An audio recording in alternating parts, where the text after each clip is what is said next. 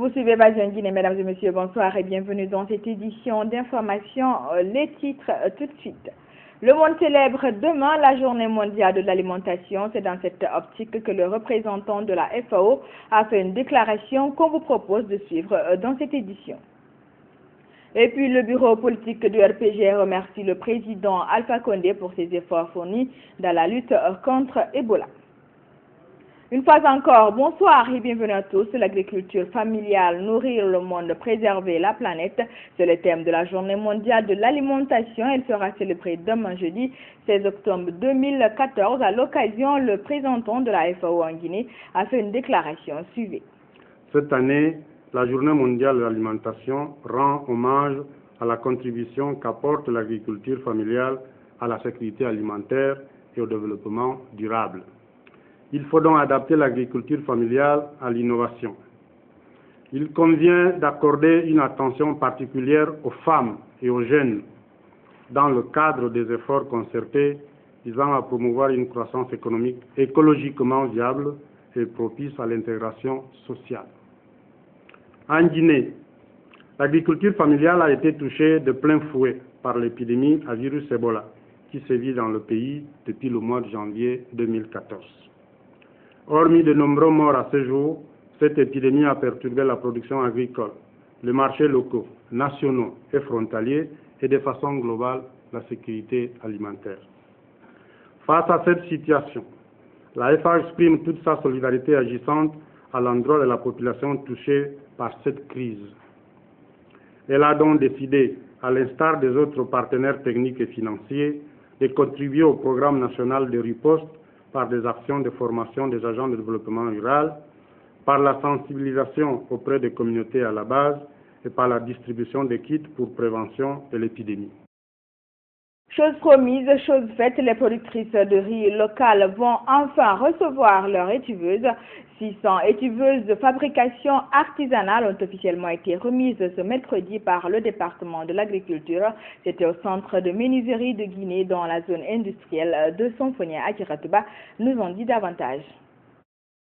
Les productrices de riz local aux Anges ce mercredi à la vue de ces étuveuses. Des étuveuses qui, selon les techniciens, vont leur permettre d'améliorer la qualité de leur riz tout en préservant leur santé et l'environnement. Le matériel a été analysé par l'Institut de recherche agronomique de Guinée et vulgarisé au niveau des fabricants locaux. Le riz gonfle et puis il est conservé avec au moins un minimum de 21 heures de temps. Ce fût peut prendre jusqu'à 7 estagnons, l'équivalent de 100 à 150 kg de paddy, tandis que la marmite traditionnelle, c'est une petite quantité. Et par rapport au temps d'étuvage, le temps est relativement court. L'acquisition de ce matériel permet au groupement de femmes productrices et transformatrices et étuveuses, n'est-ce pas, de renforcer, de qualifier leur travail, de diminuer leur temps de travail et franchement d'atteindre le niveau des autres femmes de la sous-région, tout en insistant sur le volet renforcement de capacité. D'une valeur de 1,5 milliard de francs guinéens, ces 600 étuveuses ont été fabriquées par des chaudronniers du pays dans le cadre de la synergie intersectorielle entre le département de l'agriculture et la Fédération nationale des artisans de Guinée. Fabriquées sur un délai de 4 mois et conservées durant 9 mois, soit le mois de janvier à nos jours. Ces machines nous a permis à voir les entreprises artisanales compétir, ensuite de pouvoir produire les mêmes prototypes produits par la division intensification et mécanisation agricole, tout en mettant à disposition ces mêmes produits finis. De nos jours, les entreprises artisanales fabriquent plus de 76 produits. Cette initiative de soutien des activités des artisans forgerons est un gage de développement certain pour le secteur de l'artisanat guinéen qui prend en compte une bonne partie de la jeunesse rurale. La Fédération nationale des artisans de Guinée est néanmoins confrontée à des problèmes de matières premières comme la ferraille. Sur les 600 étuveuses officiellement remises, 200 sont déjà dans certaines zones de l'intérieur du pays. L'idée de ces étuveuses a germé lors des journées artisanales du 16 mars 2011. Il s'agissait entre autres de rivaliser positivement avec du riz importé en mettant en place les moyens nécessaires qui permettraient à la longue d'atteindre l'autosuffisance alimentaire. La ministre de l'Agriculture est au micro de Adjira Touba. Cette opération de fabrication des étuveuses, elle remonte à la rencontre entre le chef de l'État et les producteurs, les productrices. À cette date-là et ce jour-là, il a été présenté des doléances par les producteurs, par les productrices au chef de l'État.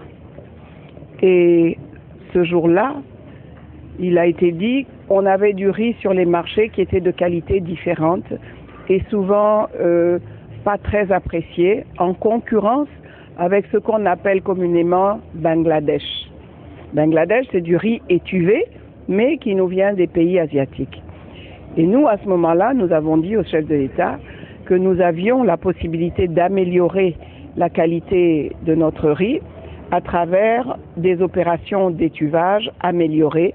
Et cet équipement aujourd'hui que nous livrons à ces différents groupements d'étuveuses fait partie de cette stratégie d'amélioration de la qualité du riz local. Mais au-delà de l'équipement dont on a longuement parlé, il faut dire que c'est la professionnalisation d'un maillon important de la filière riz qui s'est mis en marche à ce moment-là.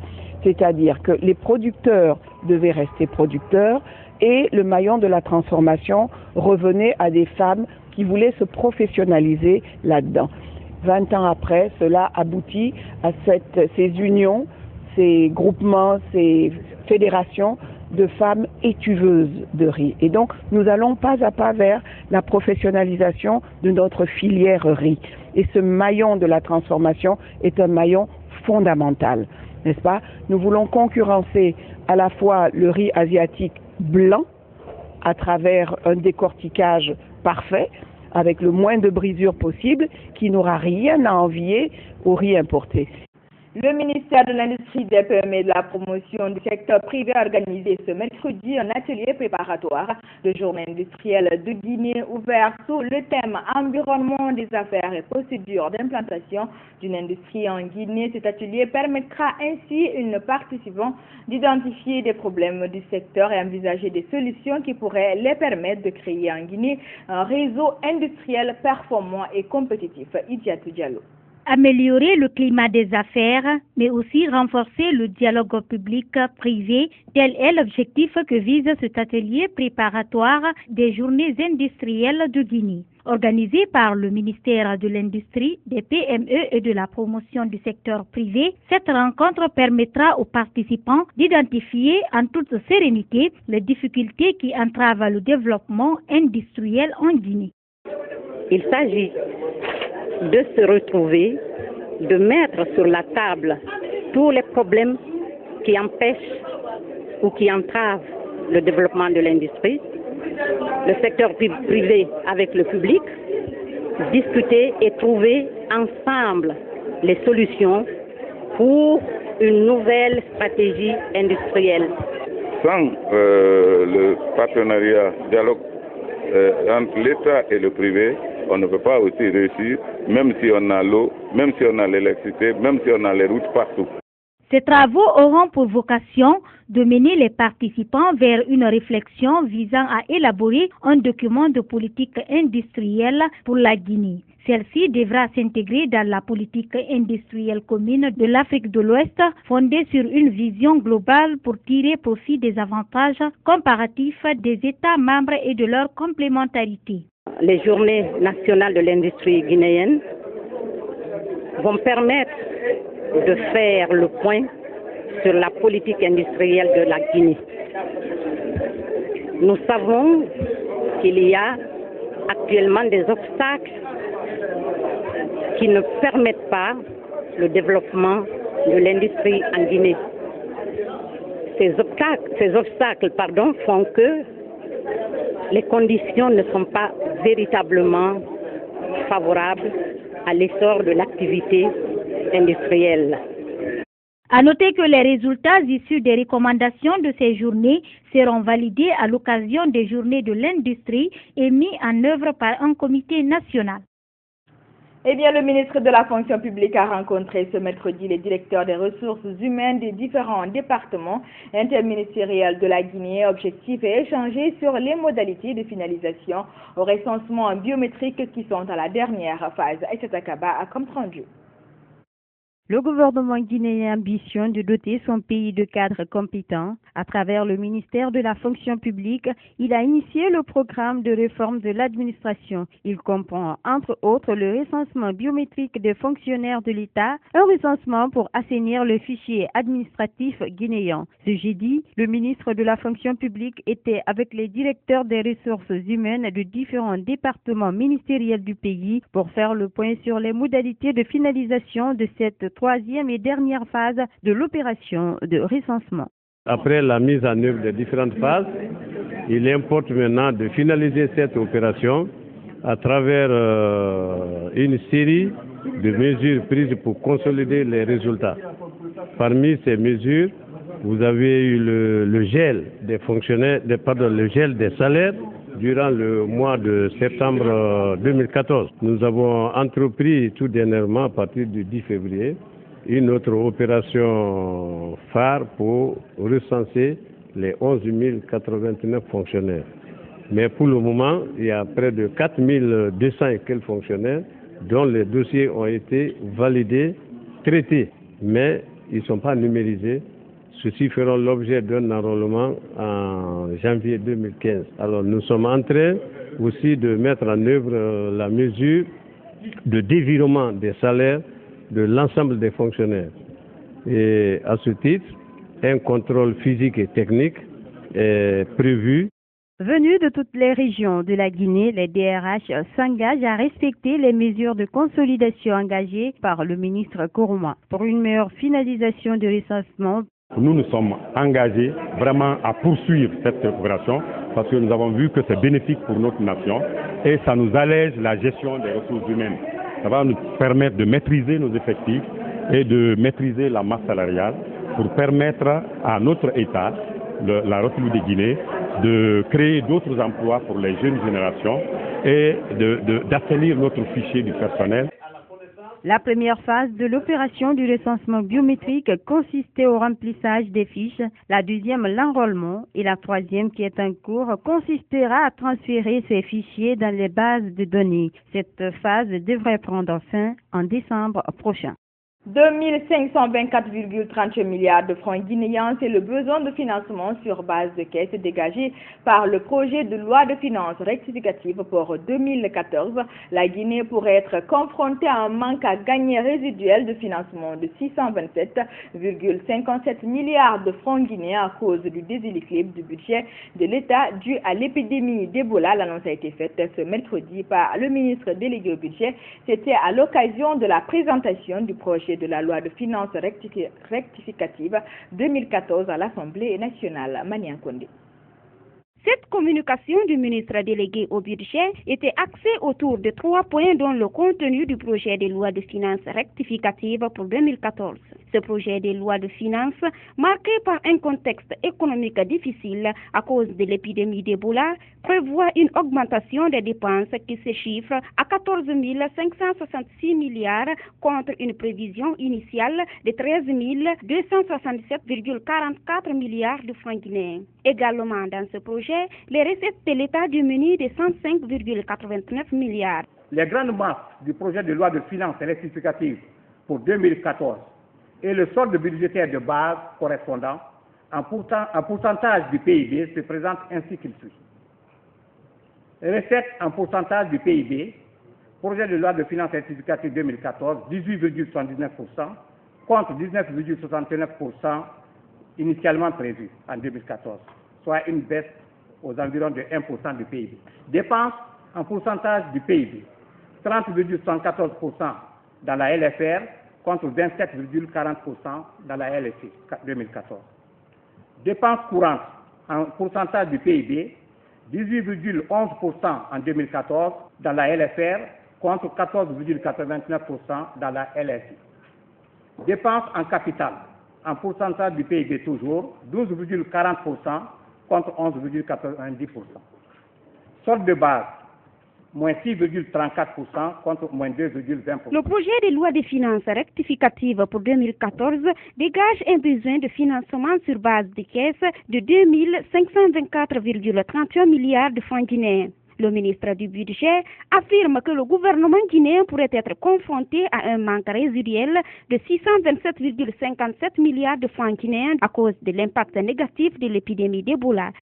Pour établir cet équilibre, le gouvernement devra rechercher de nouvelles ressources de financement auprès des bailleurs de fonds et des autres partenaires internationaux, en plus de celles qui sont déjà formellement annoncées ou obtenues de la Banque mondiale, de la Banque africaine de développement, du Fonds monétaire international, du Fonds d'Abu Dhabi et d'autres partenaires pays et multilatéraux. Dans ce projet de loi de finances rectificative, plusieurs secteurs de l'État ont vu leur budget à la baisse. Il s'agit des ministères de l'Éducation, de la Jeunesse, de la Justice, de la Sécurité, de l'Agriculture ou encore de la Pêche. Ce qui d'ailleurs a de plus attiré l'attention des honorables députés, c'est la diminution du budget des ministères de la Santé malgré l'épidémie d'Ebola. Dans tous les cas, les différents ministres seront bientôt reçus par les honorables députés pour défendre leur budget.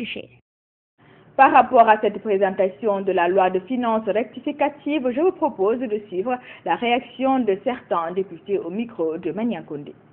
Les députés ont posé les questions les plus pertinentes sur le fonctionnement de l'administration, du gouvernement, de la santé, de l'école et toutes ces choses qui font que notre pays n'avance pas.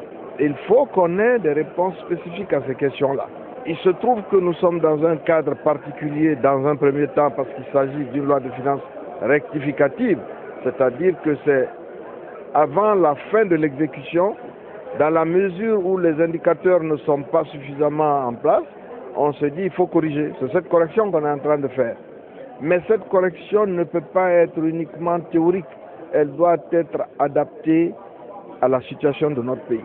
À cause d'Ebola, pour une très grande partie, il y a une baisse de la croissance économique de 2 points. C'était prévu à 4,5, nous sommes aujourd'hui avec une prévision de 2,4%. Ceci implique beaucoup d'ajustements au niveau budgétaire. Évidemment, les députés ont soulevé quelques questions pertinentes, telles que le budget du ministère de la Santé. Donc nous allons dans les prochains jours, aussi bien dans les commissions que dans les intercommissions, discuter en détail des chiffres avec et le ministre des Finances et les ministres sectoriels ainsi que l'ensemble des techniciens pour arriver à quelque chose qui puisse satisfaire le peuple de Guinée. Politique à présent, le RPG Arc-en-Ciel tient à exprimer ses vifs remerciements au président de la République dans sa lutte contre la fièvre hémorragique à virus Ebola, applaudit le soutien des partenaires sanitaires et financiers. Le parti au pouvoir rassure les investisseurs de venir en Guinée que des dispositions idoines sont prises en vue de minimiser les risques. Le RPG s'attaque à les leaders politiques pour, dit-il, avoir prononcé des discours à propos tendancieux et provocateurs. Le secrétaire administratif du RPG Arc-en-Ciel a donné la position du parti sur le calendrier électoral. C'était au cours d'un point de presse ce mercredi. Professeur Alpha Condé, un véritable team leader et chef de file, vient de faire gagner une première victoire dans la lutte contre Ebola. Ces propos sont du RPG Arc-en-Ciel. Le parti au pouvoir ne tarit pas d'éloges au président de la République, aux partenaires financiers et sanitaires dans la lutte contre l'épidémie qui sévit en Guinée depuis le mois de mars dernier. Condamne la tragédie survenue à Omé et désavoue les déclarations de certains leaders politiques. Pendant que partout en Guinée et ailleurs, tout le monde réclame justice avec vigueur, nous assistons ici à Conakry ces derniers temps à des dérives verbaux contenus dans des discours politiques et propos d'autant irresponsables, tendancieux que provocateurs. Le RPG Arc-en-Ciel pointe du doigt ses détracteurs. La sortie médiatique d'un de leurs en la lugubre personne du sieur Faya Milimounou du BL, dans une émission radio, cet agité politique, dans une défiance totale, a accusé encore sans retenue, de façon non fondée et sans équivoque, notre État de s'être rendu coupable de crimes contre l'humanité à Roumaine. Dieu, où se trouvent nos procureurs, seul véritable gardien de nos lois pénales? Si dans un passé récent, tout le monde saluait l'engagement collectif de tous les acteurs politiques, en témoigne l'appréciation faite par le chef de l'État, en la personne de l'Algérie d'Alain Diallo. À présent, nous constatons avec regret à la prolifération de spéculations faisant état d'un possible report du calendrier électoral. S'agissant d'un éventuel report du calendrier électoral, le parti au pouvoir reste ferme. Quand le peuple est malade, vous allez envoyer le peuple malade dans les urnes? Battons-nous d'abord pour traiter le peuple, soigner le peuple, et après on verra. Nous, de toute façon, le RPG est clair. Le RPG, nous sommes convaincus que toutes les élections que nous allons organiser en Guinée, nous les battrons à plate couture. Il n'y a même pas d'hésitation. Autre registre de l'actualité, le lavage des mains au savon, une pratique efficace pour lutter contre Ebola, le choléra et les autres maladies diarrhéiques. C'est le thème retenu cette année pour commémorer la Journée internationale de lavage des mains, une journée instituée par les Nations Unies depuis 2008. Elle a été célébrée en Guinée dans un contexte particulier. Il s'agit bien de la présence d'Ebola dans le pays. Ibrahima Souriari, Yansani. Se laver les mains avec du savon aide considérablement à éviter certaines maladies, notamment les maladies diarrhéiques. C'est la raison pour laquelle, depuis 2008, les Nations Unies ont consacré le 15 octobre de chaque année comme journée de lavage des mains. Il s'agit d'aider les communautés à se protéger contre les maladies des mains sales. Selon les statistiques, moins de la moitié de la population guinéenne, soit 48,3%, se lavent effectivement les mains avec de l'eau et du savon après les toilettes. Tandis qu'un peu plus du tiers le font avant de manger, 37,4%, contre seulement 29% après le nettoyage du bébé. Cette situation a malheureusement entraîné l'endémicité des maladies hydrofécales, notamment le choléra, avec plus de 7000 cas notifiés en 2012, causant d'énormes pertes en vie humaine chez les enfants et les femmes qui ont été les plus touchés. Nous sommes heureux de dire que cette année, nous n'avons pas connu de cas de choléra ici en Guinée. Et ceci aussi certainement à cause de la forte campagne de lavage des mains qui a été instaurée depuis 2013, qui s'est poursuivie en 2014. À ceci s'ajoute, comme vous le savez, l'épidémie à virus Ebola qui sévit actuellement en Guinée. En célébrant cette journée en Guinée, l'occasion a été mise à profit par les autorités en appelant les citoyens à respecter cette règle hygiénique pour lutter contre Ebola. Le sujet que nous célébrons aujourd'hui est d'une grande importance pour l'humanité entière et d'une actualité brûlante pour notre pays au regard des problèmes d'hygiène, d'assainissement et surtout de l'épidémie à virus Ebola auquel notre pays est confronté. Selon les estimations les plus récentes de l'OMS, près d'un quart de la charge de morbidité mondiale est imputable à des facteurs environnementaux évitables.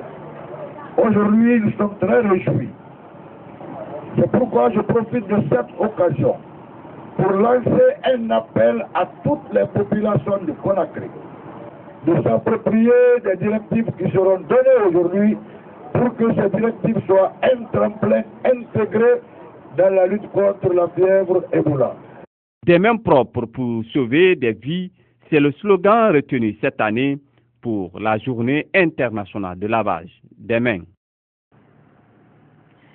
Après la synergie des radios-télé contre Ebola, les médias passent à une nouvelle phase de lutte, celle de mobiliser des fonds pour assister les familles du personnel médical et hommes de médias disparus suite à ce virus.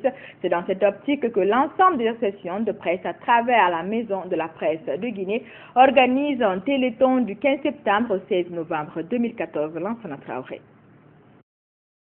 Ce téléthon des médias s'inscrit dans le but d'assister les familles du personnel médical et médiatique qui ont disparu des suites d'Ebola, des volontaires qui se battent pour informer des citoyens et sauver des vies malgré tout le danger que cela représente. Au nombre de 38, ces agents morts avant 15 ans de service ne bénéficient d'aucune assistance sociale, d'où l'objectif de ce téléthon. Aujourd'hui, à date, il y a environ 35 du corps médical décédés qui malheureusement n'avaient pas fait 15 ans de service, donc qui n'avaient pas de couverture sociale. Il faut lever les fonds pour venir en aide à ces familles aujourd'hui qui se retrouvent dans un dénuement total parce que ceux qui sont morts étaient le pilier de leurs familles respectives. Ce sont des gens qui ont perdu leur vie en sauvant les nôtres. Donc c'est tout à fait normal que la presse se mobilise pour venir en aide à ces gens-là. Et pour le faire, il y a beaucoup de donateurs qui ont commencé à agir déjà. Les dons de ce téléthon peuvent être déposés à la Maison de la Presse sur le compte 10 0002 98 04 5 à la Société Générale des Banques ou encore envoyer un SMS sur le réseau Orange au 8020 à 500 francs, une somme qui sera entièrement reversée aux familles des victimes. La campagne a déjà commencé, ça a commencé par cette communication-là. Maintenant, le numéro est déjà disponible, le 8020 est disponible, les comptes sont ouverts. À la Maison de la Presse, on peut faire le dépôt, se terminera le 16 novembre par une soirée de téléthon en direct à la télévision nationale et sur d'autres médias. Cette mobilisation de fonds des médias pour assister les familles du personnel médical et des médias disparus d'Ebola est un signal fort de l'engagement des médias à encourager les journalistes et le personnel médical dans l'accomplissement de leurs tâches. Une quarantaine de guérisseurs traditionnels et des membres du réseau national des communications Renacot étaient en atelier de formation ce mercredi à l'ENAM. Il était question d'impliquer ces traditionnalistes dans la lutte contre Ebola à travers la communication et la sensibilisation dans les communautés rurales. L'atelier est organisé par l'organisation américaine Abdurrahman Ba pour le reportage. Cet atelier a pour but d'impliquer les guérisseurs traditionnels et les membres du réseau national des communicateurs traditionnels dans la riposte contre Ebola via la communication pour la prévention de l'épidémie. L'initiateur INFPA entend faire des participants des futurs agents sensibilisateurs d'Ebola dans leurs communautés respectives. Les communicateurs traditionnels ont un rôle très important parce que en utilisant les langues locales, en utilisant leur bonne compréhension des contextes locaux, des traditions, des valeurs, des rites, peuvent facilement amener à comprendre et à faciliter le changement de comportement qui est attendu des populations. Les communicateurs qui sont réunis ici et les guérisseurs traditionnels, ils n'ont pas toute l'information que Ebola n'est pas une maladie qu'on peut traiter à l'indigénat. Ça va compliquer la situation. Il faut aller à l'hôpital parce que là-bas, au moins, nous avons des matériels de protection pour ne pas être en contact direct avec les patients. La sensibilisation est l'une des priorités dans la lutte contre Ebola. Malheureusement, cette stratégie est souvent mal comprise dans certaines régions guinéennes. Une barrière qu'entend également briser l'UNFPA dans l'implication de ces traditionnalistes. Partageant avec les villageois la vie de tous les jours, le communicateur informé peut lui aussi restituer ce qu'il sait sur place. Vous et moi, nous partageons le pain, nous partageons le riz, nous partageons l'air, l'eau. Je ne peux pas douter que vous ameniez quelque chose pour nous détruire parce que ce serait de l'autodestruction. Au terme des entretiens, les participants ont formulé des recommandations. Ils disent s'engager dans cette lutte en initiant des séances à d'autres niveaux. Nous nous engageons à mener une forte lutte contre le virus hémorragique Ebola à travers une sensibilisation commune, à commencer dans nos familles, dans nos quartiers et dans nos communes. Cet atelier augure une nouvelle main tendue à la Guinée par les partenaires contre l'épidémie Ebola. Des partenaires qui interviennent sur le terrain depuis janvier dernier, date de l'apparition du virus dans le pays. C'est sur ces mots que prend fin cette édition d'information que j'ai eu le plaisir de vous présenter à tous. Merci de l'attention. Excellente suite de programme à notre compagnie. Bonsoir où que vous soyez à travers le monde.